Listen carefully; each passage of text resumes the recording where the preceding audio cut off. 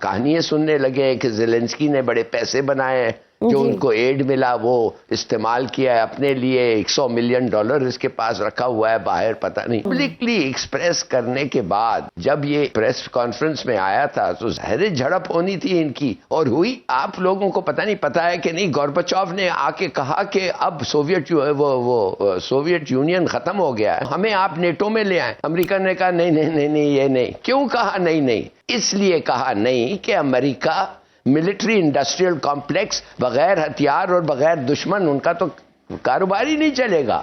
ظفر علی صاحب، دہائیوں سے آپ مختلف ممالک کی سفارتکاری اور بین الاقوامی امور دیکھ رہے ہیں۔ وائٹ ہاؤس میں گزشتہ دنوں جو کچھ ہوا، جس طرح سے صدر ٹرمپ اور یوکرینی صدر کے درمیان جھڑپ ہوئی، پھر پریس بریفنگ بھی کینسل ہوئی، آپ کے کیا تاثرات ہیں اور کیا اس کی کوئی مثال ماضی میں بھی نظر آتی ہے؟ دیکھیے، اس قسم کے جو ناراضگی ہوتی ہے ایک ملک اور دوسرے ملک یا ایک پریزیڈنٹ یا دوسرے پریزیڈنٹ کے، یہ عموماً پبلکلی نہیں براڈ کاسٹ ہوتا ہے۔ اور اس وقت مجھے پتہ نہیں یہ کیا وجہ کیا تھی کہ ٹرمپ نے یہ سب چیزیں پبلکلی کہا اور اس کو بھی اس کو پھر جواب دینا پڑا۔ عجیب سی بات یہ ہے کہ ایک طرف سے امریکہ جو ہے اس نے کہا کہ یہ زیلنسکی کی طرح اچھا آدمی، بہادر آدمی، آنریبل آدمی، ایماندار آدمی، یہ اس لیے ہم اس کے پیچھے کھڑے ہوئے ہیں، یہ اپنا ملک کا نمائندہ اور یہ وہ، اور ہم آخری دم تک اس کے ساتھ رہیں گے۔ اور جب بائیڈن چلے گیا تو یہ آ گئے، یہ تو شروع دن سے کہنے لگے کہ یہ جنگ کبھی ہوتا ہی نہیں اگر میں پریزیڈنٹ تھا، اور یہ سب غلط ہے، اور یہ بائیڈن اور ایسا اور ویسا تھا، اور یہ اور وہ کرپٹ تھا، بائیڈن بھی کرپٹ تھا، اور یہ وہ۔ اور اس کے بعد ہم کہانیاں سننے لگے کہ زیلنسکی نے بڑے پیسے بنائے جو ان کو ایڈ ملا وہ استعمال کیا ہے اپنے لیے، $100 ملین اس کے پاس رکھا ہوا ہے باہر، پتہ نہیں۔ تو دیکھیے، اس قسم کے فیلنگز اور اس قسم کے ویوز پبلکلی ایکسپریس کرنے کے بعد جب یہ پریس کانفرنس میں آیا تھا تو ظاہر جھڑپ ہونی تھی ان کی، اور ہوئی۔ اور میں نے ایسا کبھی نہیں دیکھا ہے اپنے پرسنل ایکسپیرینس میں، نہیں، مگر ہاں جب پرائیویٹلی بیٹھتے ہیں تو بہت ساری چیزیں ہوتی ہیں اور اس سے بھی شاید زیادہ ہوتی ہیں، مگر پرائیویٹلی، یہ نہیں کہ دنیا کے کیمراز لگے ہو اور آپ ایک کو گالیاں دیں اور دوسرے کو کہے کہ تم شکریہ نہیں کر رہے ہو۔ یہ تو پتہ نہیں کس قسم کے گھٹیا پن تک آ گئے ہیں ان دونوں۔ یہ ٹھیک سر، کہا جاتا ہے ماضی میں ایک سوویت رہنما نے جنرل اسمبلی میں کسی بات پر زور دیتے ہوئے پوڈیم کو جوتے سے پیٹنا شروع کر دیا تھا، پھر اس کے بعد جو سوویت یونین کے ساتھ جو ہوا، ریسٹ از ہسٹری۔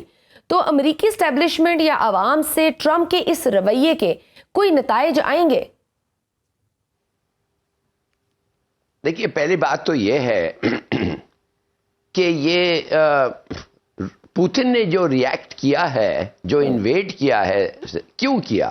وہ اس لیے کیا کہ آپ لوگوں کو پتہ نہیں پتا ہے کہ نہیں، گورباچوف نے آ کے کہا کہ اب سوویت یونین ختم ہو گیا ہے، ہم روس بن گئے ہیں، ہم کولڈ وار ختم ہو گیا ہے، تو ہم آپ کے ساتھ پیسفلی رہنا چاہتے ہیں، تو ہمیں آپ نیٹو میں لے آئیں۔ سوچئے، اس نے کہا کہ نیٹو میں ہمیں لے آئیں، ہم وارسو پیکٹ کو ختم کرتے ہیں، آپ کے ساتھ ہم نیٹو میں آ جاتے ہیں، اس لیے کہ ہم بھی یورپین ایک پاور ہے۔ امریکہ نے کہا نہیں نہیں نہیں نہیں، یہ نہیں۔ کیوں کہا نہیں نہیں؟ جب آپ کا دشمن کہتا ہے وہ آپ کا دوست بننا چاہتا ہے کہ پوری فوج اور آپ کی فوج کے ساتھ مل کے ایک ٹریٹی آرگنائزیشن کو بڑھانا چاہتا ہے، جو آپ کہہ رہے ہیں سب سے اچھا ٹریٹی ہے جو آپ کا دفاع کر رہا تھا، تو کیوں کیا آپ نے نہیں؟ اس لیے کہا نہیں کہ امریکہ ملٹری انڈسٹریل کمپلیکس بغیر ہتھیار اور بغیر دشمن ان کا تو کاروبار ہی نہیں چلے گا، ان کی اکانومی پھٹ ہو جائے گی، ان کو دشمن چاہیے، ان کو ہتھیار اور ویپنز اور ایروپلینز اور شپس بنانا بڑی ضروری ہے، اگر دشمنی نہ ہو تو پھر اس کی ضرورت نہیں ہوگی۔ ایک تو جب انہوں نے کہا کہ پھر امریکہ نے اس کو کہا کہ آپ مہربانی سے جرمن ری یونیفیکیشن پہ نہ اعتراض کریں، اس نے کہا کہ اگر ہم اس پہ نہ اعتراض کریں، مانے دونوں جرمنی جو ہمارے پاس ہے اور جو آپ کے پاس ہے وہ اکٹھے ہو جائیں، تو پھر آپ یہ زیادہ کریں کہ آپ نیٹو، جس نے آپ نے کہا ہم اس میں شریک نہیں ہو سکتے، آپ نیٹو کو آگے نہ بڑھائیں, مانے سوویت یونین روس کے طرف نہ لے آئے. انہوں نے وعدہ کیا کہ ہم نہیں, کلنٹن نے کہا ہم نہیں کریں گے, اور 1-2 سال بعد کلنٹن نے پہلے 4 ملک آ گئے, پھر 6 ملک آ گئے, پھر 8 ملک آ گئے, اور اب کوئی راہ ہی نہیں تھا کہ جارجیا اور یوکرین بالکل بارڈر پہ. دیکھیے روس کے ساتھ وہ ہوا ہے امریکہ نے, جو آپ کو یاد ہوگا روس نے کوشش کی تھی 1962 میں کیوبا میں ہو, کہ کیوبا میں 90 کلومیٹر کے فاصلے پہ روس نے اپنے ایٹمی ہتھیار لے آئے تھے. تو امریکہ نے کہا یہ نکالو نہیں تو جنگ, اور ادھر انہوں نے پھر بات چیت کر کے نکال لی. انہوں نے کیوبا سے نکالا اور امریکہ نے ترکی سے کچھ نکالے. مگر یہ تو ایک سٹوری ہے کہ جھوٹ کہا امریکہ نے, اور جب جھوٹ کہا اور پھر 25-30% آبادی یہ ڈون باس کے علاقے میں, کرائمیا میں, یہ روسی ہیں, ان کا زبان کو ختم کرنا چاہتا تھا. روسیوں کو 2nd کلاس سٹیزنشپ قسم کی ٹریٹمنٹ ہو رہی تھی. تو اس نے, پوتن نے کہا بند کرو بند کرو مت کرو.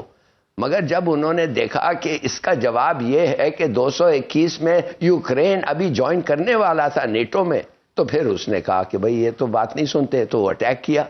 دس از دا بیک گراؤنڈ. اب جو ٹرمپ جو کہتا ہے کہ میں اس کو کبھی نہیں ہونے دیتا, شاید صحیح کہہ رہا ہو. ٹرمپ شاید ایسا جھوٹ نہیں کہتا. اچھا کیوں کہے, بائیڈن نے کہا, اوباما نے کہا, مگر ان کو فرق نہیں. اب وہ کہہ رہے ہیں کہ یہ ایک آدمی جو انہوں نے, کیا بتاؤں آپ کو, انہوں نے اس کو خود لائے ہیں. اب وہ کہتے ہیں سب سے بڑا دغاباز ہے اور چور ہے اور ہمیں تھینک یو نہیں کرتا. اور ان لوگوں کے بارے میں کیا سوچتے ہیں؟ نو آنر, ان میں کچھ ہے ہی نہیں. تو سر جس طرح سے ٹرمپ امریکہ نیٹو کا اتنا بڑا اتحادی ہے اور اب وہ روس کے حق میں بیانات دے رہا ہے, تو کیا لگتا ہے آگے کہیں نیٹو کا خاتمہ ممکن ہے؟ دیکھیے جی, یہ خاتمہ اس کا نہیں ہوگا, اس لیے کہ روس اور چین اکٹھے ہو گئے ہیں, اور روس اور چین کے خلاف اگر امریکہ نے کھڑا ہونا ہے تو امریکہ کو ضروری ہے کہ نیٹو کہ یورپ بھی ان کے ساتھ ہو. اور یورپ میں ہے, اس میں 400 ملین لوگ ہیں یورپ میں. ایک تو ان لوگ اپنا ہتھیار بھی نہیں بناتے. وہ ٹرمپ ٹھیک کہہ رہا ہے ایک لحاظ سے, ارے بھائی تم اگر بچنا چاہتے ہو تو تم لوگ 400 ملین پیپل ہو, سب سے امیر ملک ہو دنیا میں, بڑے سکلز ہیں آپ پہ, آپ تو صرف 2% دے رہے, ہم آپ سے زیادہ دے رہے ہیں, اور ہم تو ایک ساتھ سمندر پار بیٹھے ہوئے. تو یہ ایسا نہیں چلے گا.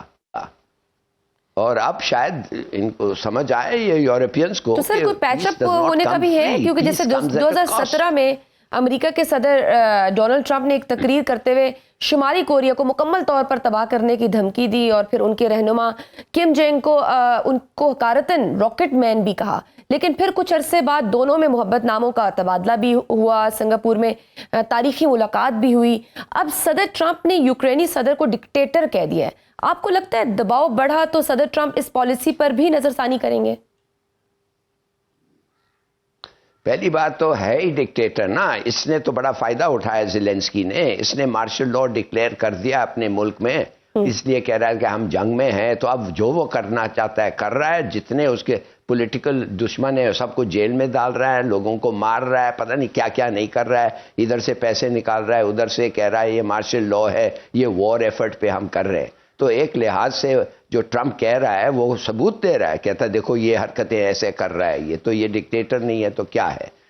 مگر دوسری طرف سے یہ اگر ہم لوگوں کو یہ نہیں سمجھنا چاہیے کہ یہ یورپ اور امریکہ میں ایسا ناراضگی ہو گئی ہے کہ وہ الگ الگ ہو جائیں گے.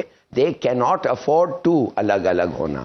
بلکہ یہ جو ہوا ہے, جب یورپ کو پتہ چل گیا کہ ہمارا دفاعی اب مفت نہیں ملے گا, بڑی اچھی بات ہوئی ہے ایک لحاظ سے ان کے لیے, اس لیے کہ ان کو پتہ ہے کہ ابھی لگاؤ پیسے, ہمت لگاؤ, پیسے لگاؤ, کام کرو. یہ نہیں کہ آپ پیچھے بیٹھ کے امریکہ کے سائے میں بس چھپے رہو. لیکن سر برطانیہ میں ہونے والے سربراہی اجلاس میں یورپی رہنماؤں نے تو اتفاق کیا ہے کہ جب تک جنگ جاری ہے یوکرین کو فوجی امداد جاری رکھی جائے گی. آنے والے دنوں میں کون سا فریق آپ کی نظر میں بھاری پڑ سکتا ہے؟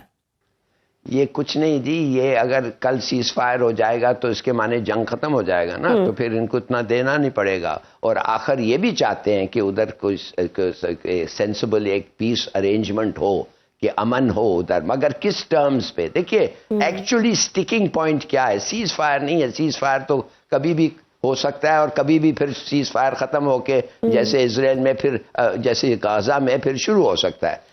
ایکچولی ٹرمز آف پیس کیا ہیں؟ اور یہ سمجھتے ہیں کہ جو کرائمیا میں جو روس نے لیا ہے، اور کرائمیا اور ولاڈی واسٹاک جو ان کا نیول ہاربر ہے، centre of the Pacific flat, وہ جو ہے وہ کبھی نہیں واپس ہوگا. اور جدھر یہ روسی پاپولیشن ہے 25%، جن کے خلاف یہ زیلنسکی نے کیا کیا نہیں کیا تھا، جب تک یہ ہیں اور ان کا مسئلہ ٹھیک نہیں ہوا تو وہ اگریمنٹ بڑا مشکل لگتا ہے. اب ٹرمپ کا اتنا اچھا رابطہ ہے پوتن کے ساتھ، اور پوتن بھی آخر دن پورا اس کے پاس اس کی اکانومی اتنی طاقتور نہیں ہے کہ وہ برداشت کر سکے ان اینڈنگ وار، اینڈلیس وار. تو میرے خیال میں ان دونوں کے درمیان کچھ نتیجہ نکلنا ہوگا. اب یورپ جو ہے وہ کیا کرے گا؟ وہ کہے گا نہیں جب تک ہر انچ زمین آپ کو واپس نہ ملے آپ نہ مانیں. تو یہ تو نہیں ہو سکتا ہے. میرے خیال میں کوئی نہ کوئی ارینجمنٹ پہ وہ آئیں گے، اس شرط پہ کہ یہ ان کی لڑائی یورپ اور امریکہ کی یہ زیادہ تر نورا کشتی ہے کچھ حد تک. میں ناراض تو ہیں ایک سے، بالکل صحیح. تو سر یہ نورا کشتی کچھ حد تک ہے، تو اس میں پھر روس کو کتنا فائدہ پہنچے گا؟ کیونکہ بظاہر تو روس کے سامنے صرف یوکرین اور یورپی یونین کھڑے ہیں، امریکہ جیسی بڑی رکاوٹ تو ہٹ چکی ہے. نہیں دیکھیے جی، روس کیا کر رہے؟ France is a nuclear power, you کے نیوکلیر پاور ہے. آپ کیا آپ سمجھ رہی ہیں کہ وہ یہ بھول جانا چاہیے؟ امریکہ آخر یہ جو راکٹ مین، یہ جو کم il جنگ جو سنگ نہیں کیا نام ہے، کم il ان کو کہہ رہا تھا ٹرمپ، اور اس کو انسلٹ کر رہا تھا، وہ کیوں پیچھے ہٹ گیا؟ اس نے 4-6 ٹیسٹ فائر کر دی، اور اس کو پتہ چل گیا کہ نارتھ کوریا کے نیوکلیر میسائلز لاس اینجلس تک پہنچ سکتے ہیں. تو اس کے بعد پھر ٹھیک ہو گیا. اب جب اس دفعہ آیا ہے وہ کہتا ہے میں آئی ول رینیو مائی ریلیشن شپ. یہ تو اٹس ناٹ فار ایور نا، یہ تو دشمنی از ناٹ فار ایور. یہ کوئی ٹرائبل لڑائی نہیں ہے جیسے وہ افغانستان میں ہوتا ہے کہ ایک قبائل دوسرے کے پہلے وہ 200 سال تک لڑتے رہے. اور یہ کوئی اتنا بڑا تنازع بھی نہیں ہونے والا.